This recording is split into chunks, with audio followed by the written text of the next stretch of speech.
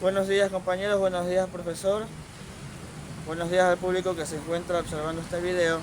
El día de hoy nosotros somos de la carrera de Pedagogía de la Actividad Física y Deporte, semestre 1, paralelo 1. Nos encontramos aquí para hablarles de un tema muy importante de la rama filosófica, como lo es la filosofía del juego en la competencia. El juego como origen de la cultura. Hola a todos. Si les pregunto qué es jugar, seguro lo primero que se les viene a la mente es diversión, un momento de descanso o simplemente una forma de pasar el rato. Pero, ¿y si les dijera que el juego estuvo antes que la cultura misma? Suena raro, pero esa es la gran tesis del historiador Johann Huizinga. La civilización humana no inventó el juego. La civilización se organizó en y como juego.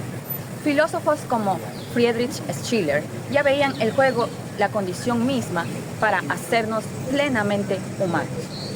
Para Huizinga, actividades tan serias como el derecho, la política, la guerra, el mito y el arte nacieron con una estructura lúdica. Pero, ¿qué significa eso exactamente? Huizinga define el juego como una actividad libre, que tiene un fin en sí misma y que ocurre fuera de la vida ordinaria. Cuando jugamos entramos en lo que él llama un círculo mágico, un espacio, un tiempo delimitados, con reglas propias. Dentro de este círculo, el juego funciona como una matriz simbólica. Pero, ¿por qué al jugar inventamos roles? Creamos orden, aprendemos a competir, a cooperar y a darle un sentido compartido a lo que hacemos. No es solo movernos o divertirnos, es aprender a representar ideas y a convivir con normas. A veces pensamos que entrenar o dar una clase de educación física es solo mejorar la condición física o la táctica. Pero esta teoría nos cambia la lente. Una cancha o un gimnasio son verdaderos círculos mágicos. Cuando una persona entra a jugar, entra a un sistema de símbolos, respeto por el rival y autocontrol. Es ahí donde el juego construye identidad, memoria colectiva y cultura corporal.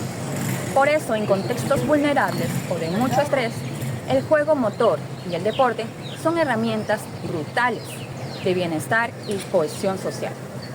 Jugar no es perder el tiempo, es formar al ser humano en su dimensión física, emocional y comunitaria.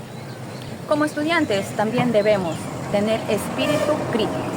La teoría de Huizinga es brillante desde el humanismo, pero varios autores contemporáneos señalan que no es una verdad científica absoluta.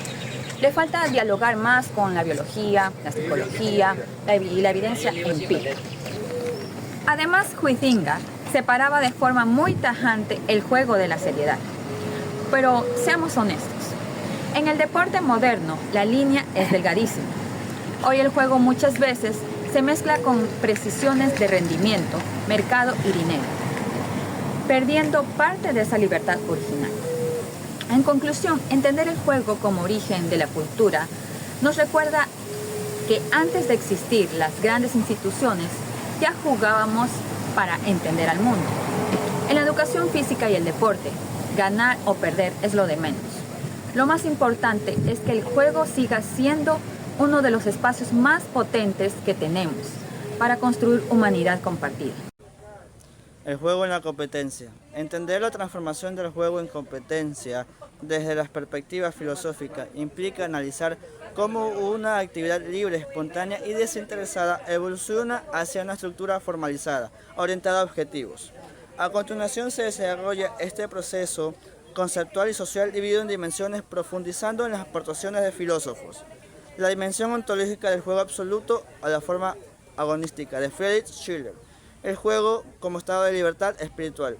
En sus cartas sobre la educación estética del hombre en 1795 formuló una de las visiones filosóficas más profundas. Schiller distinguía entre el impulso sensible dominado por las necesidades físicas y materiales y el impulso formal dominado por la razón y la ley. Además del impulso de juego, la síntesis donde reconcilian la necesidad y la libertad. Para Schiller, el juego en su estado puro no tiene un fin utilitario. La transición hacia la competencia ocurre cuando esta energía libre se enfoca en el rival. Además de ludus, requiere una institucionalización, esfuerzo y estrés.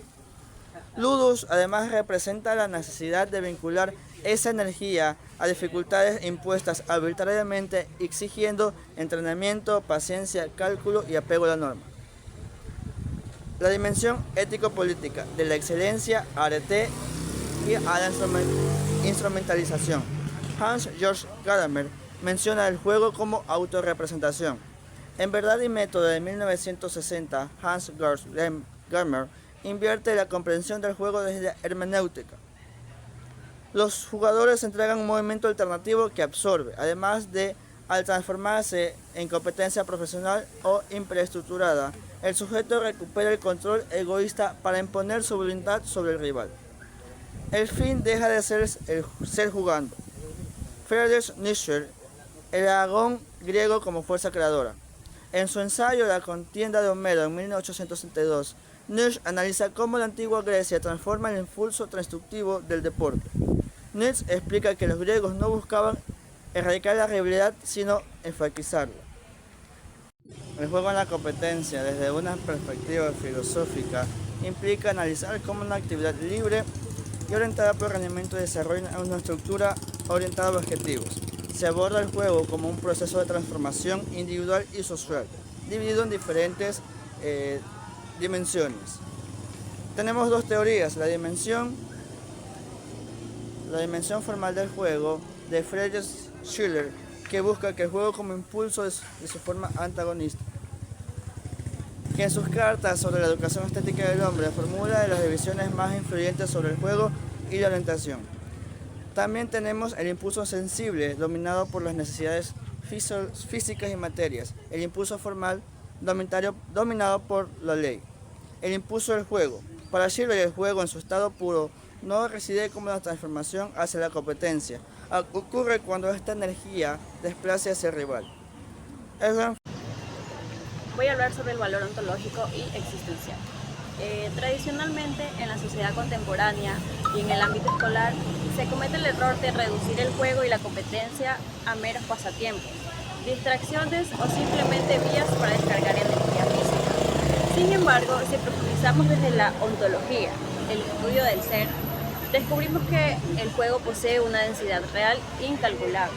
El propósito de este ensayo es argumentar filosóficamente cómo el juego y el agón configuran la existencia humana y su aplicación en la educación física.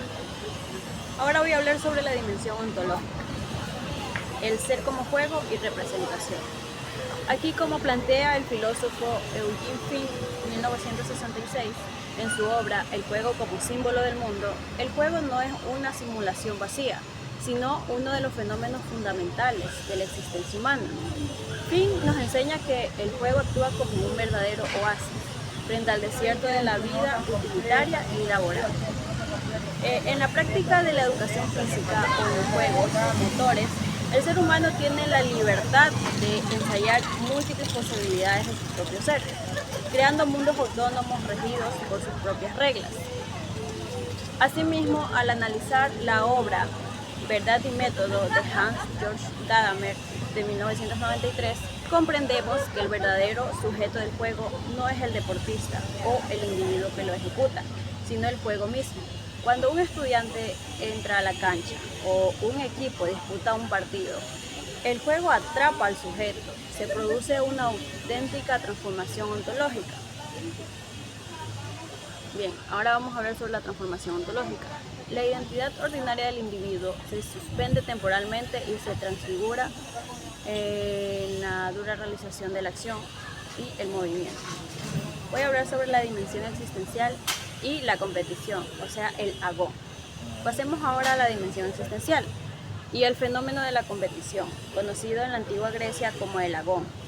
Lejos de ver la competencia bajo la óptica destructiva de aniquilar al rival, la filosofía nos demuestra que el oponente es una condición de posibilidad indispensable, como expone Johan Huizinga 2007 en su clásico estudio Homo Ludens. La cultura misma nace del juego y en forma de juego. La competición introduce un orden sagrado y en el caos de la vida cotidiana, en el contexto de un entrenamiento deportivo real. El adversario no es un enemigo, sino un espejo que me permite medir mis propios límites. Existencialmente, competir significa asumir la vulnerabilidad y el riesgo de la derrota. Como futuros docentes y entrenadores debemos entender que la competición no busca únicamente la victoria material, sino la búsqueda de la arete o excelencia.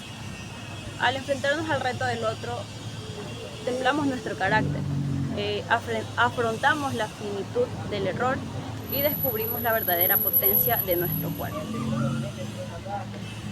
En conclusión, integrar la reflexión filosófica en nuestra formación pedagógica nos permite superar el mecanismo técnico del entrenamiento. El juego y la competición son espacios donde el ser humano experimenta la libertad radical, dialoga con la alteridad y dota de un sentido profundo a su existencia corporal. La práctica deportiva no es solo obedecer a las normas, sino también es un campo que está relacionada tanto la filosofía como en la realidad, en los cuales son las competencias, los entrenamientos y la educación física.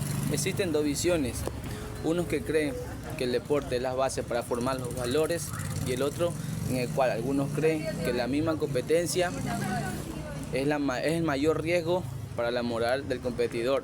Debemos de saber que el deporte tiene un doble poder. ¿Cuáles son? El primero es que enseña lo cual es el carácter y la responsabilidad, y el segundo en el cual también posiblemente se enseñe lo que es el egoísmo y el querer ganar en base a cualquier costo. Entonces, debemos de saber también cuáles son los principios y límites. Esto es muy fundamental. Para seguir hablando de este tema, también debemos de conocer los fundamentos filosóficos de la competencia. La ética en el deporte se apoya de varias ramas de la filosofía, los cuales son 4. Tenemos como primero la axiología, que estudia los valores que el deporte nos enseña. También en el cómo nos vamos a ver hacia nosotros mismos y hacia el mundo. Tenemos también lo que es la praxeología. Esto es que analiza cuáles son nuestras metas, nuestras motivaciones, tanto al querer practicar el deporte como también estar en la competencia. Tenemos la estética, el cual valora la belleza, la armonía y la gracia de los movimientos. Por último, de estos fundamentos filosóficos tenemos lo que es la filosofía social, que es el que nos refleja hacia la sociedad como valores y claramente está relacionado con la sociedad. Porque no es solo importante que nuestros valores estén en el deporte, sino también hacia la sociedad. Este tema también nos abarca cuál es el fair play y los límites del competidor. Como sabemos, el fair play no es solo seguir reglas y obedecerlas a las que están escritas, sino también es una forma de pensar y actuar con respeto hacia el oponente. También debemos de cuidar tanto su integridad física como mental. ¿Por qué? Si el fair play se pierde, básicamente ya vienen los problemas, los cuales existen mucho en el deporte, pero uno de los principales son el dopaje, las decisiones injustas en los partidos de fútbol que saben estar arreglados, los insultos y las peleas. Entonces, en base a este concepto, le daré un ejemplo. Hace muy poco se realizó la Copa Mundial 2026, en el cual fueron organizados por Estados Unidos, Canadá, México. ¿Qué pasó en esta Copa del Mundo? Uno de los países anfitriones decidió ir a la FIFA para poder apelar una roja. ¿Quisieron? Se la apelaron. Listo. Entonces, otro país que no es de los anfitriones quiso hacer lo mismo. ¿Por qué? Porque ellos piensan que porque el anfitrión hicieron eso, pudieron sacar la roja, también podían. Pero ¿qué hizo la FIFA? Les dijo que no. Se negaron rotundamente. Entonces, aquí se vio que el fair play se perdió. ¿Debido a qué? Si tú estás ayudando a uno, deberías ayudar a otro. Aunque eso también está muy mal, debido a que por eso existen reglas plasmadas, reglas que debemos obedecer. En conclusión, la ética no es algo extra al deporte, es la base. Sin ello no tendría sentido ganar. Y la competencia deja de ser competencia, en el cual nos enseña tanto para crecer personalmente como buscar la excelencia, sino que esto ya sería algo dominante en los demás. La hipercompetencia y la diversión de la competencia. Competir es una parte natural del ser humano. Desde pequeño aprendemos a esforzarnos para alcanzar metas y mejorar nuestras habilidades y superar nuestros propios límites. Cuando la competencia se desarrolla con respeto, ética y trabajo en equipo, se convierte en una herramienta que impulsa el crecimiento personal y colectivo. Sin embargo, en la actualidad vivimos en una sociedad donde muchas veces se promueve la hipercompetencia, es decir, la necesidad de ser siempre el mejor, ganar a cualquier precio y compararnos constantemente de los demás. Esta presión puede observarse en la escuela, en el deporte, en el trabajo e incluso en las redes sociales, donde muchas personas sienten que deben demostrar éxito de manera permanente. El problema aparece cuando la competencia pierde su verdadero sentido y ser desvirtúa. En el lugar de buscar aprender, mejorar, y algunas personas recurren a hacer trampas, engaños, el dopaje en el deporte, acciones como ética para obtener ventajas, estos efectos de valores pierden los efectos de valores como el respeto, la honestidad, la solidaridad, generando frustración, ansiedad y conflictos. En el ámbito deportivo, por ejemplo, el objetivo no es valorar el esfuerzo, es la creatividad y la comprensión, y no calificar las calificaciones o los resultados. Como sociedad, aprender, promover una cultura donde competir signifique crecer, aprender, desarrollarnos como personas y aprender de los demás.